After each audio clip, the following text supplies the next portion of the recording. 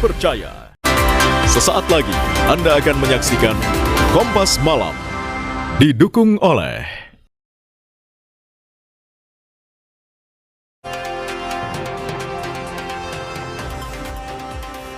Timnas Indonesia tertinggal sementara dari Vietnam 0-2 di babak pertama.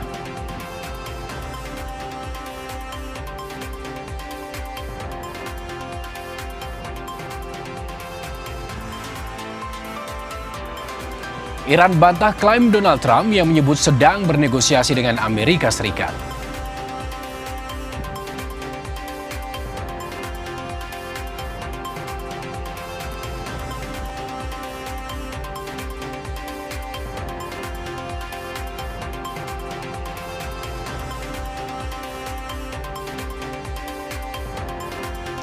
Keluarga korban penumpang KM Mutiara Sentosa II yang terbakar di perairan Sumeneb berharap korban ditemukan selamat.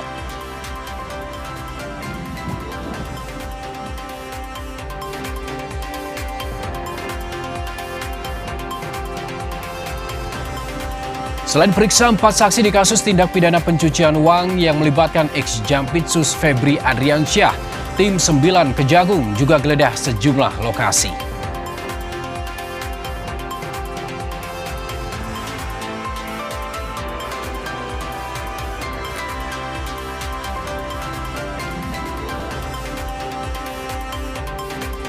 Banjir terjang Kota Padang, rendam permukiman hingga memutus akses jalan di jalur bypass Padang.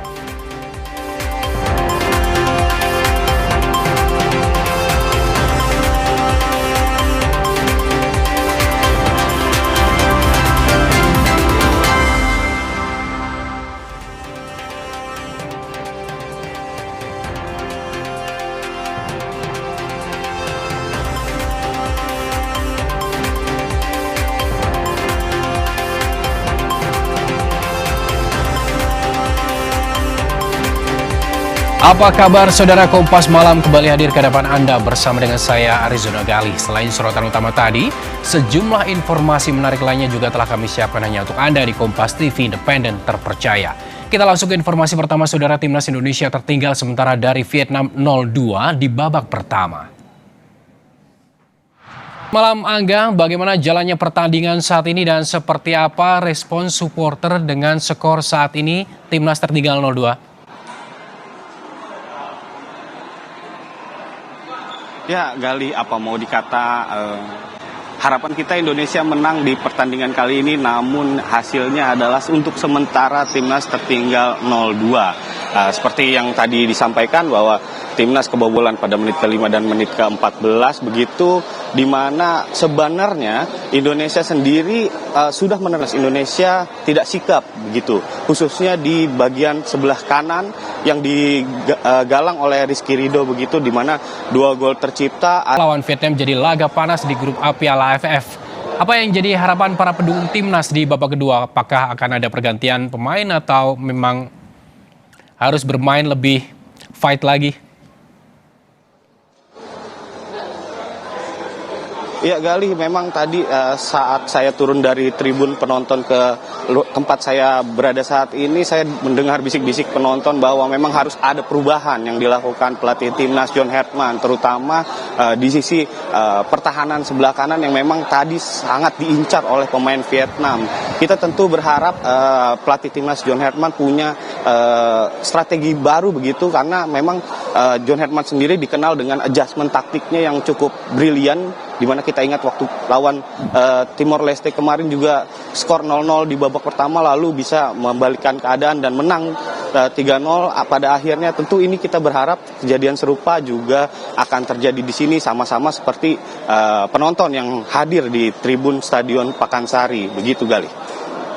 Baik, terima kasih Angga Nuriski atas laporan Anda langsung dari Pakansari, Bogor, Jawa Barat. Selamat bertugas kembali.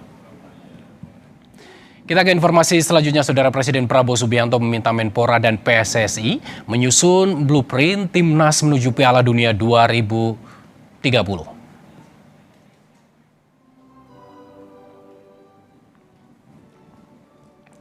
Hal itu disampaikan Prabowo lewat pidato yang dibacakan oleh Menpora Erick Thohir di acara Kongres PSSI 2026 di Jakarta.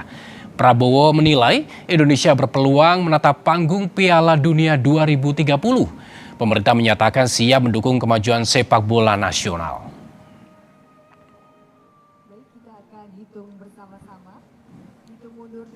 Saudara-saudara, pemerintahan yang saya pimpin memiliki komitmen yang kuat untuk mendukung kemajuan sepak bola nasional. Saya telah meminta Menteri Pemuda Olahraga sekaligus Ketua Umum PSSI menyusun blueprint Tim Nasional Indonesia menuju Piala Dunia 2030 sebagai arah pembangunan sepak bola Indonesia secara berkelanjutan. Pemerintah akan terus hadir melalui pendanaan, pembangunan infrastruktur, penguatan pembinaan usia dini, peningkatan kualitas sumber daya manusia olahraga, serta berbagai kebijakan yang mendukung kemajuan sepak bola nasional. Saudara, tim 9 Kejagung memeriksa 4 saksi di kasus tindak pidana pencucian uang yang melibatkan ex-Jampitsus Febri Adriansyah. Penyidik juga menggeledah sejumlah lokasi. Kapus Penkum Kejagung, Anang Supriyatna, bilang 4 saksi yang diperiksa merupakan pihak swasta. Penggeledahan masih berlangsung di sejumlah lokasi, yakni di sebuah kantor di daerah Jakarta dan sebuah rumah di daerah Depok, Jawa Barat. Penyidik juga menggeledah rumah ex-Jampitsus Febri Adriansyah pada Jumat lalu dan menyita sejumlah dokumen. Tim penyidik telah memanggil dan memeriksa 4 orang saksi, yaitu saksi T, R, DH, dan HH, yang semuanya adalah karyawan swasta. Dan paralel dengan kegiatan pemanggilan dan pemeriksaan saksi, tim penyidik juga melakukan tindakan hukum berupa penggeledahan yang sedang berlangsung di beberapa tempat, di antaranya di kantor di daerah Jakarta Selatan, kedua juga daerah perkantoran juga di beberapa tempat, baik itu PT HI, PT PIS, PT KPI, dan PT beberapa PT di daerah Jakarta Selatan, juga sebuah rumah di daerah Depok, Jawa Barat. Kita ke sorotan perang Iran-AS, saudara. Iran membentangkan spanduk berisi ancaman seusai Presiden AS Donald Trump menunda serangan besar-besaran ke Iran. Sebuah spanduk dengan gambar Trump berisi ancaman terpasang di depan rudal balistik Zolfagar dan Zolgar, Iran, di lapangan Azadi, Teheran, pada Minggu waktu setempat.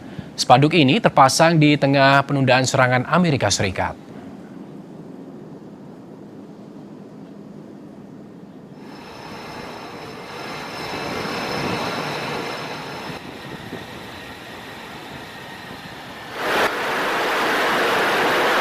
Saat Amerika Serikat melanjutkan blokade maritim ke Iran, Komando Pusat Amerika Serikat merilis rekaman jet F-35C Korps Marinir melaju kencang di dek penerbangan sebelum melesat di atas Laut Arab. Pesawat tempur siluman lepas landas dari USS Abraham Lincoln saat kapal induk itu mendukung blokade Angkatan Laut Amerika Serikat yang menargetkan kapal-kapal yang berlayar ke dan dari pelabuhan Iran. Tanggal dan lokasi pasti dari rekaman tersebut tidak dapat diverifikasi secara independen pada saat publikasi.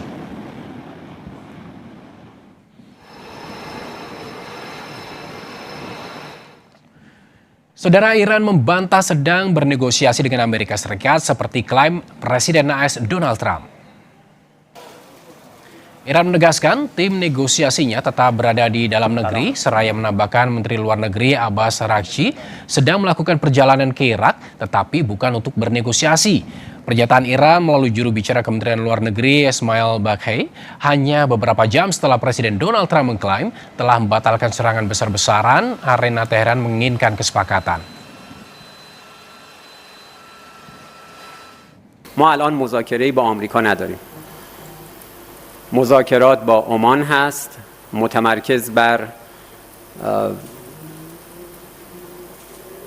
تفاهم بر سر مسیری که تردد ایمن کشتیرانی از تنگه هرمز رو تأمین بکنه. تلاش ما این هست که در اولین فرصت با مشورت عمان، با همکاری عمان، مسیری رو تعیین بکنیم، مسیری که قاعدتاً موقت خواهد بود، بر اساس اون بتوانیم ایمنی کشتیرانی در تنگه هرمز رو فراهم بکنیم. ما Sementara itu, Saudara, Presiden Amerika Serikat Donald Trump mengklaim sekutu Washington di Timur Tengah bersama Iran mendesak pembatalan serangan terbesar sejak Perang Dunia II terhadap Teheran. Penundaan serangan ini dilakukan jelang perundingan antara Amerika Serikat dengan Iran. Asked to by Saudi Arabia, by UAE, and by Qatar, and by Iran. We were all set to go.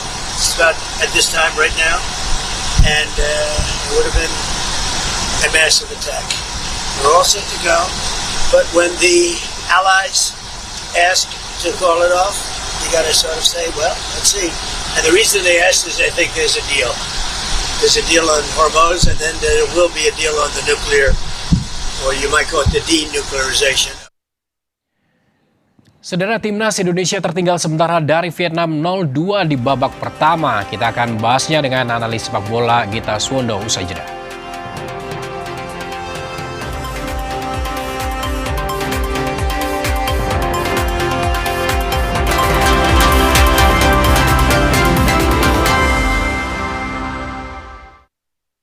Ketekunan menghasilkan kualitas. Inovasi memberikan kesegaran. Juara Clay, kesegaran kretek dengan kapsul. Juara Clay, juarakan hidupmu. Mau cappuccino yang autentik Itali? Aha, ini top cappuccino baru. Milky foamnya lebih tebal, ditambah crunchy chocomal. Rasanya Nikmati top cappuccino rasa Italiano dari Wings Food. Ketekunan menghasilkan kualitas. Inovasi memberikan kesegaran. Juara Clay, kesegaran kretek dengan kapsul. Juara Clay, juarakan hidupmu. Kakekmu yang itu juga dong. Tapi gigi kakek. Gak usah khawatir, Poliden Adhesive membuat Anda bisa menggigit kuat dan cegah terperangkapnya sisa makanan. Poliden Cleanser, bunuh bakteri lebih kuat dari pasta gigi. Ketekunan menghasilkan kualitas. Inovasi memberikan kesegaran. Juara Clay, kesegaran kretek dengan kapsul. Juara Clay, juarakan hidupmu. Aku Viva, dari sumber terjaga dan 7 tahap nano purifikasi. Mineral baiknya dijaga optimal. Murninya berasa. Sejukan hidup sepenuhnya, Aku Viva, murni dan pasti sejuknya dari Wings Food. Ketekunan menghasilkan kualitas. Inovasi memberikan kesegaran. Juara Clay, kesegaran kretek dengan kapsul. Juara Clay, juarakan hidupmu. Untuk sehat, perlu 2 liter air per hari. 321 Aku Viva. Kemurnian optimal dari 7 tahap nano purifikasi. Minum 3 botol, langsung dapat 2 liter air. Bikin 1 harian, sejuk banget. Untuk tubuh lebih sehat, Aku Viva dari Wings Food. Aku Viva, dari sumber terjaga dan 7 tahap nano purifikasi. Mineral baiknya dijaga optimal. Murninya berasa. Sejukan hidup sepenuhnya, Aku Viva, murni dan pasti sejuknya dari Wings Food.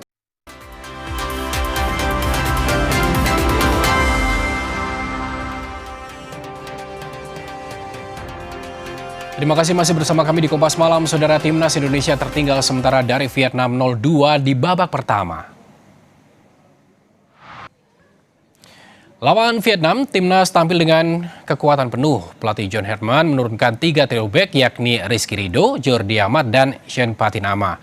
The Professor Tom Hai kembali diturunkan untuk mengatur serangan Timnas. Michel Becker dan Ragnar Uratmangun jadi tumpuan lini depan Timnas Indonesia. Saudara, Timnas tertinggal 0-2 dari Vietnam di babak pertama. Langsung saja kita bahas bersama analis sepak bola Bung Gita Suwondo yang sudah hadir di studio Kompas TV. Selamat malam, Bung Gita Suwondo. Tos dulu. Bung Gita melihat dari di babak pertama tadi ketinggalan 0-2. Apa yang terjadi dengan lini belakang Indonesia? Terlalu berani maju ke depan ya. Artinya gol pertama kesalahan belakang kita. Itu kita masih anteng di belakang sebenarnya. Kemudian kalau gol kedua kita benar-benar sudah mencoba untuk menyamakan kedudukan cepat. 3 center back kita bahkan Biasanya tim kalau pakai 3 center back pada saat 2 membantu serangan ada 1 yang di belakang untuk menjaga kedalaman. Ini 3-3-nya ke depan. Sehingga tadi kalau kita lihat bagaimana leluasanya Nguyen Long Hai ya untuk menciptakan gol kedua.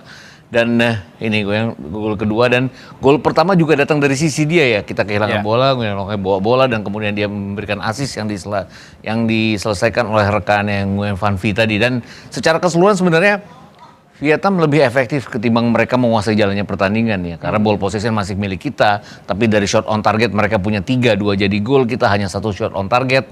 Tadi kalau kita lihat sempat 1 peluang dari Michi Baker tadi ya, tapi bisa diselamatkan penjaga gawang. Kemudian tadi sempat kita lihat bagaimana Tom Hai ini juga tadi dengan dribblenya ya, tapi lebih ke arah sisi gawang dan tidak menjadikan itu sebuah peluang yang berbahaya.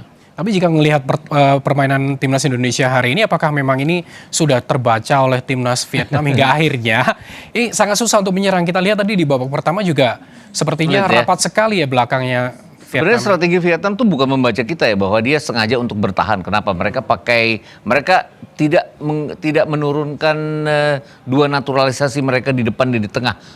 Kalau kita lihat Rafaelson tidak diturunkan, kemudian Heridio juga tidak diturunkan, pemain nomor 10 ini yang membuat mereka leluasa dengan mereka menguasai lapangan tengah. Mereka pakai 3-4-3 tapi lebih mirip ke 5-4-1 pada saat mereka bertahan, dan sisi kiri dan permainan mereka dan kanan belakang kita itu yang benar-benar mereka tekan. Karena Elian Reinders sering keluar terlambat, kemudian Rizky Ridho juga nggak seperti biasanya maju ke depan dan tidak cepat untuk kembali ke belakang.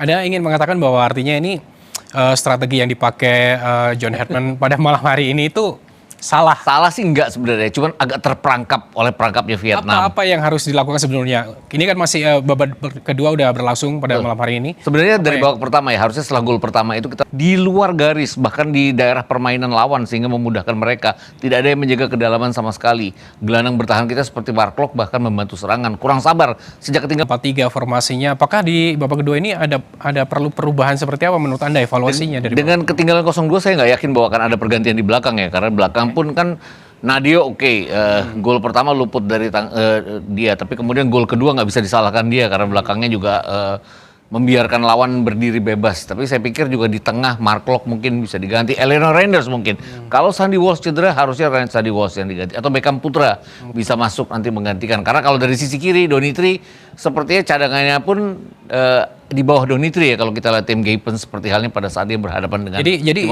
siapa yang perlu diganti di timnas ini? Mark Locke saya pikir, kemudian Mark Locke harus digantikan oleh? Saya pikir salah satu di lini tengah kita juga harus berusaha. Artinya Ivar Jenner bisa mengisi Mark Locke, kemudian ada pemain pengganti Ivar Jenner yang bisa maju ke depan. Karena tadi praktis Tom Hai harus mundur mengambil bola ke depan. Ini saya pikir akan meletihkan Tom Hai sendiri, dan itu harus diwaspadai karena baru menit ke 60. Kalau dia menit ke 75 sudah lelah, ini akan sangat menyulitkan bagi kita untuk menyamakan kedudukan.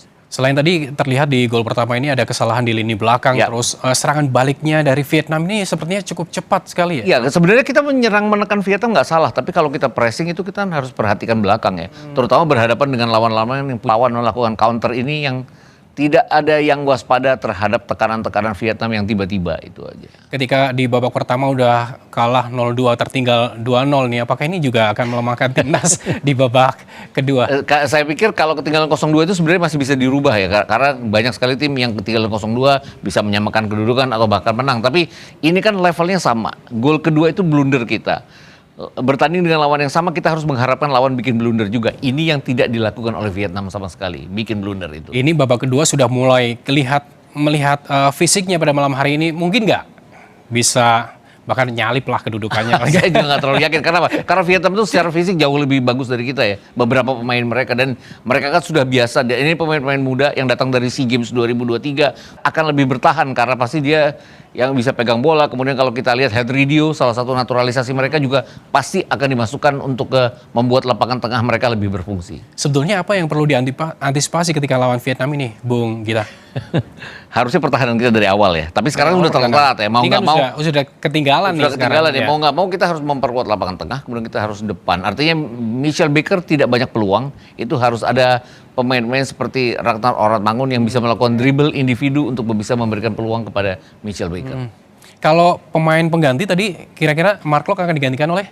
Lebih ke Ivar Jenner mundur ke belakang untuk Ivar Jenner menjaga ke mundur, dalamnya. oke. Kemudian kalau kita lihat kan ada Rehan Hanan juga yang mungkin akan bisa lebih menyerang. Tapi untuk lini belakang nggak perlu ada pergantian ya? Tapi lebih rapat. Sudah terlambat karena setelah gol kedua tadi kan kita sebenarnya lebih disiplin, lebih tidak keluar. Ini tadi kecelakaan di 15 menit pertama saya pikir yang membuat kita ketinggalan 0-2, tapi sebenarnya lini belakang memperbaikinya. Kemudian tadi kan ada satu penyelamatan juga dari Nadio ya.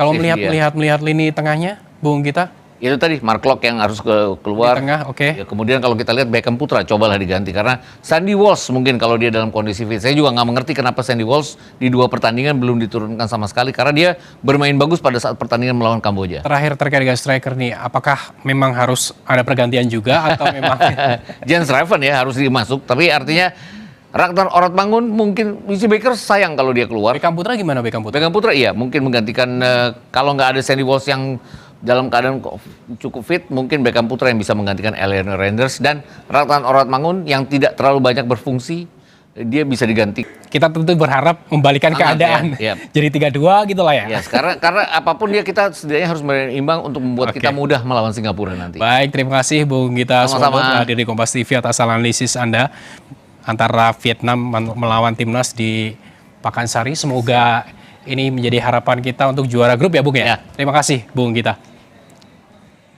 Saudara, selanjutnya kami akan kembali dengan informasi Iran bantah klaim Donald Trump yang menyebut sedang bernegosiasi dengan Amerika Serikat pada hari Senin. Iran juga menampik pernyataan Trump yang menyebutnya meminta serangan dihentikan.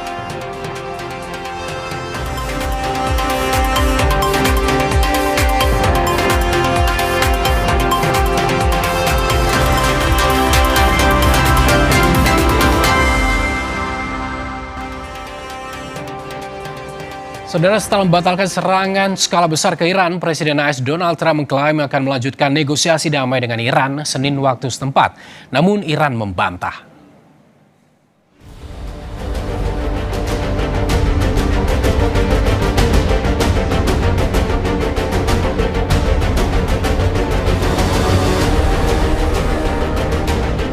Di tengah ancaman saling serang Amerika Serikat dan Iran, Presiden AS Donald Trump tiba-tiba mengumumkan kedua negara akan melanjutkan negosiasi damai. Dalam pernyataannya di atas pesawat Air Force Minggu waktu setempat, Trump bilang, sekarang apa yang kami lakukan adalah berbicara dengan mereka dalam bentuk negosiasi. Ini dimulai besok sore.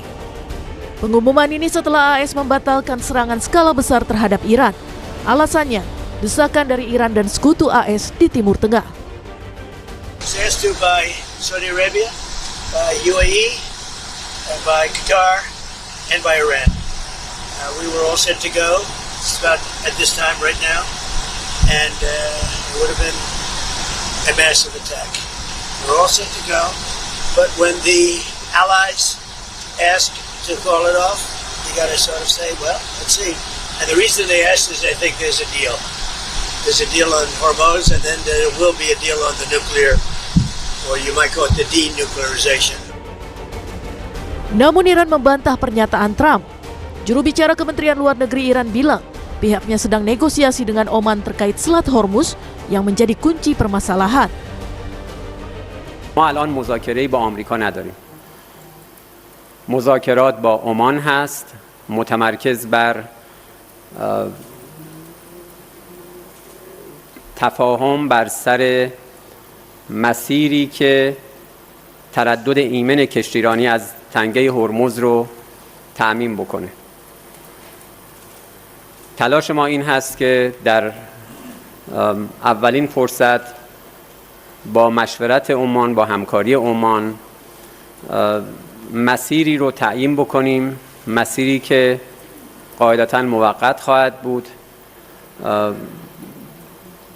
بر اساس اون بتوانیم ایمنی کشتیرانی در تنگه هرمز رو فراهم بکنیم.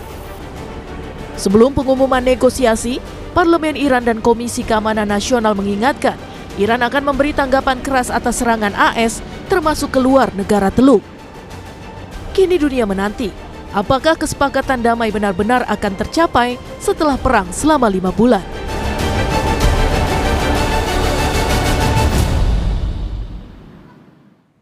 Membahas ancaman Iran yang akan serang negara di luar Teluk Persia bila Amerika Serikat terus menyerang dan lagi-lagi adanya perbedaan pandangan soal pelaksanaan negosiasi antara dua negara. Sudah bergabung bersama kami ada Mbak Fauzia Cempaka Timur, peneliti senior Indo-Pacific Strategic Intelligence. Selamat malam Mbak Fauzia.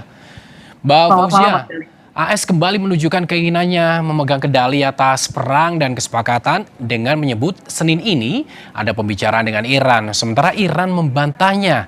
Seperti apa Anda melihatnya, Mbak Fauzia? Betul Mas, jadi memang kita lihat bahwa klaim bahwa ada negosiasi antara Iran dan Amerika Serikat selama serangan yang terus pause terjadi lalu berhenti lalu terjadi lagi selama Juli dan Agustus 2026 ini memang benar, tapi dalam konteks yang terbatas begitu ya Mas ya. Jadi tidak ada negosiasi damai yang formal atau langsung atau yang kita harapkan mungkin gencatan senjata yang stabil seperti beberapa periode atau beberapa hari yang pekan yang lalu begitu. Namun memang jika yang dimaksud adalah kontak diplomatik, mediasi pihak ketiga atau pertukaran pesan, memang bahkan pembahasan teknis mengenai Hormuz pun masih dilakukan gitu, dan ini sebenarnya yang menjadi formulasi deeskalasi yang diharapkan begitu, karena kita setidaknya melihat bagaimana negara-negara seperti Oman, Pakistan dan Qatar ini masih terus berusaha untuk memperkuat komunikasi Mas dengan Iran maupun Amerika Serikat begitu Mas. AS klaim tunda serangan karena masih bernegosiasi dengan Iran, sementara Iran itu membantahnya, tapi Washington tidak mengurangi tuntutannya. Bisakah kesepakatan akan tercapai kalau kondisinya seperti ini, Mbak Fauzia? Tentu kita tahu ya Mas ya bahwa poin terkait dengan Selat Hormuz ini menjadi sumbat yang buntu begitu ya antara gencatan senjata antara Amerika Serikat dan Iran yang memang diharapkan selama 60 hari tadinya ini didiskusikan begitu. Dan tentu kalau ditanya apakah memang nantinya bisa begitu ya tercapai kesepakatan, tentu tidak serta-merta bisa dilihat bentuknya dalam waktu yang dekat saya rasa, karena terlebih beberapa kali serangan yang cukup besar dilakukan oleh Amerika Serikat dan serangan balasan Iran ke beberapa negara Teluk pun juga tidak kalah besar Mas. Nah ini yang tapi kita masih bisa berharap begitu ya bahwa negosiasi ini tentunya akan tercipta karena setidaknya saya melihat ada 3 indikator. Yang pertama adalah mediasi Oman. Nah kita tahu bahwa Selat Hormuz yang menjadi buntu ini itu sharing antara Iran dan Oman begitu, sehingga keterlibatan Oman dan bahkan delegasinya tiba di Tehran saat beberapa hari yang lalu Amerika Serikat menghentikan serangan ini tentu tanda yang cukup positif begitu ya dalam konteks apakah akan tercipta negosiasi. Namun di sisi lain juga kita lihat bagaimana mediasi Qatar dan Pakistan juga cukup kuat dan bahkan terus memperkuat komunikasi begitu ya, yang artinya ada diplomasi bolak-balik atau shuttle diplomasi yang dilakukan oleh negara-negara tersebut. Dan yang ketiga tentu adalah diskusi yang lebih teknis. Bahkan kita dengar kemarin ada koalisi maritim yang ingin dibentuk oleh Saudi Arabia dan beberapa juga pendekatan-pendekatan teknis lainnya terkait Selat Hormuz yang tentu saja sebenarnya upaya dari negara-negara untuk letih sebenarnya berperang sehingga mencari jalan keluar untuk bagaimana mencapai kesepakatan, meskipun tentu saja dari semua teknis pembicaraan teknis itu sangat bergantung pada Iran sendiri nantinya sebagai juga yang menguasai, sebagai pihak yang juga memiliki teritori atas Selat Hormuz. Tapi di sisi lain Mbak Fauzia, Iran ini benar-benar mengeluarkan ancaman akan menyerang negara di luar kawasan Teluk jika AS terus melancarkan serangan. Anda melihatnya apakah ini juga hanya sekedar ancaman atau memang akan benar-benar dilakukan? Kalau saya sendiri melihat apakah Iran benar-benar akan menyerang negara di luar Teluk, tentu mungkin begitu ya. Tapi kemungkinan terbesarnya justru tetap terbatas pada negara-negara yang masih berada di orbit teater perang di Timur Tengah atau negara Teluk ini gitu ya. Karena terkait langsung dengan pertama basisnya, pangkalannya begitu ya, logistik atau bagaimana mereka memiliki aliansi dengan Amerika Serikat. Nah, namun memang kalau kita lihat dengan tanda-tanda misalnya bagaimana ada serangan terhadap Hashid al-Shaabi di Irak begitu ya, dan ini yang berdekatan dengan unsur IRGC ini sebenarnya menunjukkan bagaimana bukan tidak mungkin perluasan itu terjadi juga Mas begitu. Nah namun kalau kita lihat sebenarnya juga negara mana saja yang sebenarnya masuk sebagai daftar ancaman yang paling ketat bagi Iran, yang paling mungkin begitu ya, yang dimaknai di dalam jaring perang regional Iran sendiri, tentu kita tahu Jordania ini menjadi lokasi basis pangkalan Amerika Serikat yang diserang dan ditargetkan Iran paling intens begitu ya pada periode Juli-Agustus 2026 ini. Selain memang ada Kuwait misalnya yang juga sudah mengklaim ada serangan drone ke pangkalannya. Di sisi lain kita juga tahu bahwa Saudi Arabia, Irak, dan Bahrain itu juga menjadi pihak-pihak yang terkena menjadi dampak begitu ya. Nah, ini yang menurut saya justru lebih rentan dibandingkan tentu perluasan. Meskipun lagi-lagi bukan mustahil begitu Tapi ya. Mbak Fauzia, maaf saya potong, menurut Anda apa yang membuat Iran nanti hingga akhirnya akan melakukan serangan di luar negara Teluk? Tentu yang paling mungkin adalah jika nantinya pihak-pihak proksi begitu ya, pihak proksi atau pihak di luar dari perang antara Amerika Serikat dan Iran ini itu tereskalasi begitu ya. Jadi jika terjadi miskalkulasi di lapangan, ini bukan tidak mungkin pihak tersebut menjadi target berikutnya begitu yang meluas dari Iran sendiri, karena kita tahu bahwa taktik yang dilakukan oleh Iran sendiri adalah taktik asimetris yang memang beban biaya perang yang diberikan ini tidak hanya pada negara yang Amerika Serikat dan Teluk saja, tapi juga bahkan juga meluas, karena kita tahu bahwa ada laporan misalnya terkait dengan serangan kapal di Damietta, Mesir misalnya. Nah ini meskipun Iran sendiri menyatakan bahwa itu adalah false flag operation, yang artinya operasi yang bisa saja dilakukan oleh pihak lain namun diklaim sebagai serangan Iran, karena Iran sendiri selama ini selalu mengklaim atau mengakui jika melakukan serangan, dan salah satu serangan ke Mesir lalu ini tidak diakui dilakukan oleh Iran, Mas Gali. Bagaimana respon komunitas internasional terhadap ancaman Iran yang meluas di luar kawasan Teluk jika ini memang benar-benar terjadi? Betul Mas, jadi ini satu hal yang memang saya juga melihat adalah berbeda dari periode Februari hingga Juni ya Mas ya, bahwa pada Februari hingga Juni ini hampir semua negara global, bahkan negara-negara di secara global begitu, dan juga yang bahkan sekutu Amerika Serikat ini secara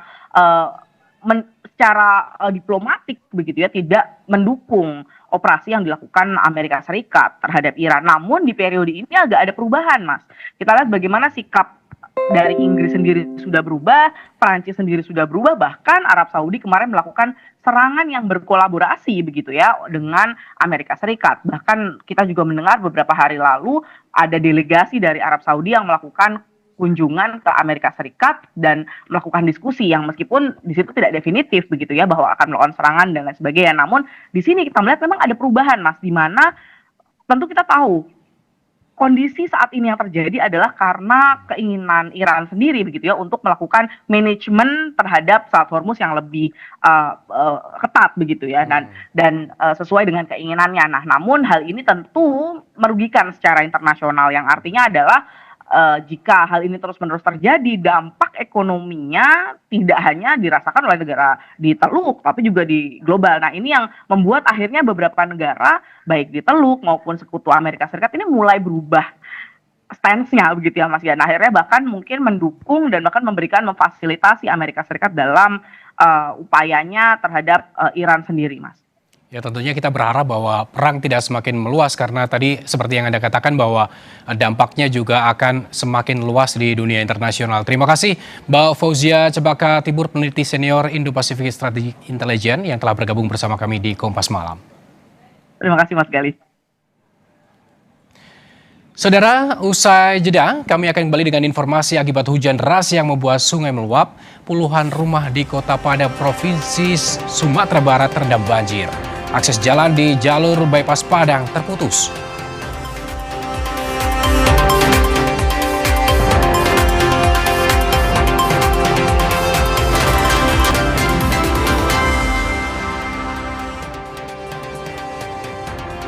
Terima kasih masih bersama kami di Kompas Malam. Saudara, banjir menerjang permukiman warga di Kota Padang, Provinsi Sumatera Barat.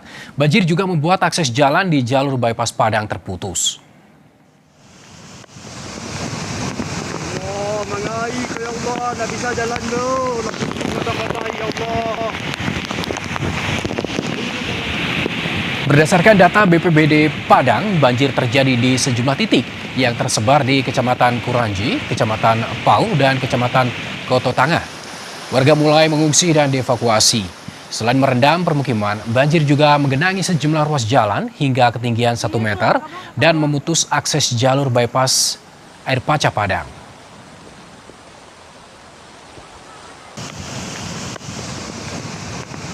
Sementara kondisi ini belum ini Pak, karena air di sini terlalu tinggi, jadi untuk tempat pembuangannya ini di mana yang rendah di situ di apa dah?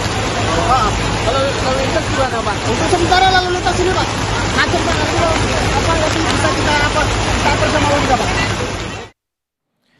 Keluarga korban penumpang KM Mutiara Sentosa II yang terbakar di perairan Sumeneb menunggu kabar terbaru evakuasi. Keluarga berharap korban ditemukan selamat.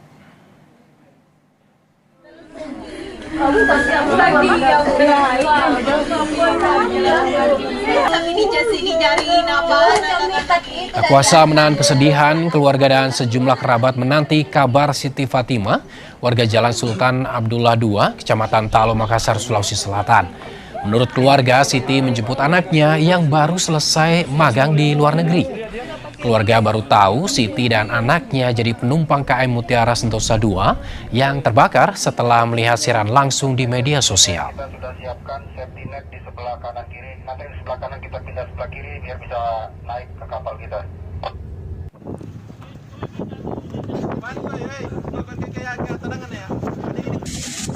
Dia jemput anaknya Pak. Dia kan anaknya turun dari Jakarta. Dia kan dari Thailand. Taiwan, anaknya dia jemput di Jakarta, lalu ada kukiringkan ke Surabaya dari nomornya Bapak Yadil. Surabaya, lalu mendengar berita kebakaran di sini, dia naik kapal Mediano Surabaya. Oh berarti saudara ini ibu berdua sama anaknya? Iya, berdua. Tapi waktu kebakaran dia dorong anaknya untuk loncat. Dia kan takut air Pak, nggak tahu berenang. Wakil Menteri Perhubungan Suntana mengunjungi korban kapal Mutiara Sentosa II di Rumah Sakit PHC Surabaya. Suntana meninjau ruang perawatan dan menyempatkan berdialog dengan korban. 11 korban KP Mutiara Sentosa II dirujuk ke Rumah Sakit PHC Surabaya karena terluka hingga sesak nafas. Untuk memastikan penanganan korban yang mengalami bencana akibat kapal terbakar dilayani akan mendapat hak sebagaimana mestinya, baik pada saat penyembuhan, pengobatan, termasuk besok akan diberikan adalah asuransi yang memang menjadi tanggung jawab kita bersama. Tim DVI Polda Jawa Timur berhasil mengidentifikasi 5 jenazah korban terbakarnya KM Mutiara Sentosa II di perairan utara Sumeneb, Jawa Timur. 5 korban yang berhasil diidentifikasi melalui metode postmortem, diantaranya 4 laki-laki dan 1 orang perempuan. Setelah teridentifikasi, seluruh jenazah langsung diserahkan kepada masing-masing keluarga.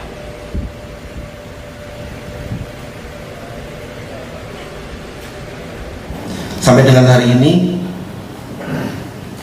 tim gabungan yang kami sebutkan tadi telah berhasil mengidentifikasi dari keseluruhan 5 kantong jenazah yang diserahkan kepada kami.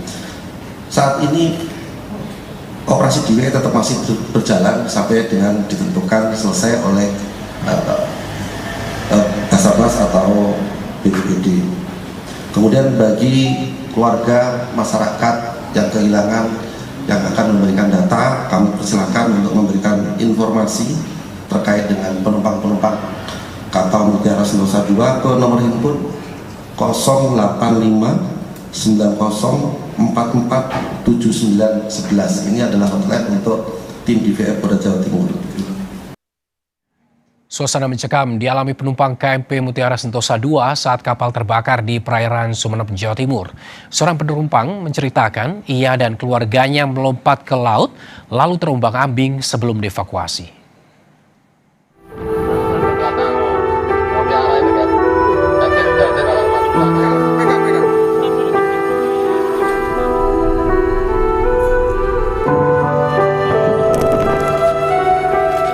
Haru menyelimuti posko penanganan korban kebakaran kapal Mutiara Sentosa II di Pelabuhan Tanjung Perak, Surabaya, Jawa Timur.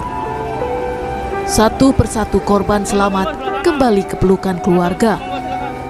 Salah seorang korban, Indrianti, mengisahkan ia bersama suami dan anaknya bertemu bertahan di kapal selama 1 jam hingga akhirnya lompat ke laut. Keputusan itu diambil saat kobaran api terus membesar. Berbekal jaket pelampung, mereka terombang-ambing hingga akhirnya dievakuasi kapal lain di sekitarnya. Bisa lolos dari kebakaran kapal itu gimana, Bu? Ceritanya? Lompat. Kan sama anaknya, bisa lompat sama anak. Saya sendiri, dia sama bapaknya. Oh gitu. Bu, dikasih jaket pelampung nggak, Bu? Dikasih. Berapa jam setelah kebakaran itu sampai loncat ke laut, Bu? 1 jam lebih. Berarti api menjalar langsung lompat gitu ya? Iya. Bu, lompat itu langsung menuju kapal pembantu atau masih jauh, Bu? Masih jauh, Pak. KMP Mutiara Sentosa 2 rute Surabaya-Makassar terbakar di perairan Sumeneb, Jawa Timur, Minggu pagi. Data hingga Senin pukul 18 waktu Indonesia Barat, korban meninggal berjumlah 5 orang. Sementara data manifest masih dicocokkan karena terdapat kesimpang siuran. Sedikitnya 12 kapal dikerahkan untuk pencarian dan penyelamatan korban. Tim Liputan, Kompas TV.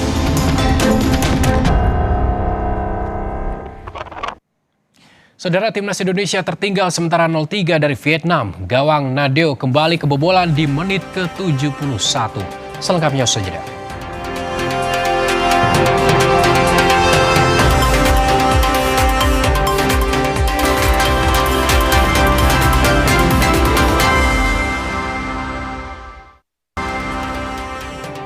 Saudara, Timnas Indonesia sementara tertinggal 0-3 dari Vietnam. Gol Vietnam dicetak Nguyen Van Vie di menit 6 setelah berhasil memanfaatkan kesalahan lini belakang Timnas. Main Timnas Vietnam, Rafaelson atau Nguyen Xuan Son begitu. Proses terjadinya gol sendiri hampir sama begitu seperti 2 gol di babak pertama, lagi-lagi lahir dari umpan terobosan yang menembus sisi kanan gawang pertahanan Indonesia begitu guys. Pertandingan kali ini Stadion Pakansari full. 30.000 penonton Timnas Indonesia dan tentunya hasil bahkan tidak sedikit. Kita ke informasi selanjutnya, saudara. Sekelompok remaja bersenjata tajam menyerang permukiman warga di Ciputa, Tangerang Selatan. Suasana malam yang hening pun berubah mencekam dan memicu kepanikan warga. Bukan warga bang. Suasana mencekam terjadi di Gang Swadaya, Kecamatan Ciputat, Tangerang Selatan, Minggu dini hari. Sekelompok remaja dengan membawa senjata tajam menyerang permukiman warga. Warga yang tengah beristirahat dibuat panik setelah mengetahui adanya serangan.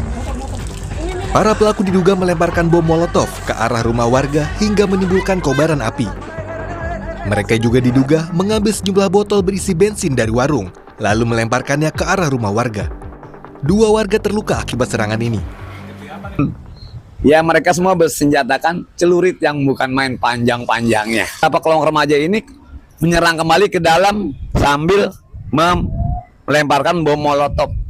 Ini bom molotov dengan api yang besar.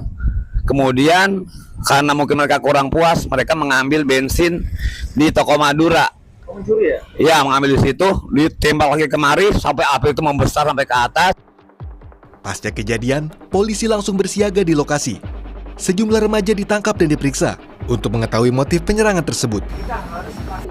Ada beberapa orang remaja, anak-anak ini yang kami amankan saat ini dan akan kami tidak lanjuti. Kami dalamin sekali lagi perannya apa nih orang ini. Apakah memang ada yang memerintah? Apakah memang murni ini adalah sebuah ajakan melalui media sosial? Ini lagi dalam proses pendalaman kami. Bagaimana kami mengamankan situasi, turun sebagai bentuk representasi negara, hadirnya negara, memberikan rasa aman, jaminan rasa aman dan nyaman kepada warga masyarakat. Warga mengaku masih diliputi rasa cemas dan khawatir aksi serupa akan kembali terjadi. Polisi mengajak seluruh warga untuk aktif menjaga keamanan lingkungan agar peristiwa serupa tidak kembali terjadi. Eka Marlupi, Kompas TV, Tangerang, Banten. Terima kasih Anda telah menyaksikan program Kompas Malam hari ini. Perbarui terus informasi ada di Kompas TV dengan 3 botol air mineral 700 ml yang setara 2 liter air untuk 1 hari penuh kesejukan. Saya Arizona Gali, terima kasih. Sampai jumpa.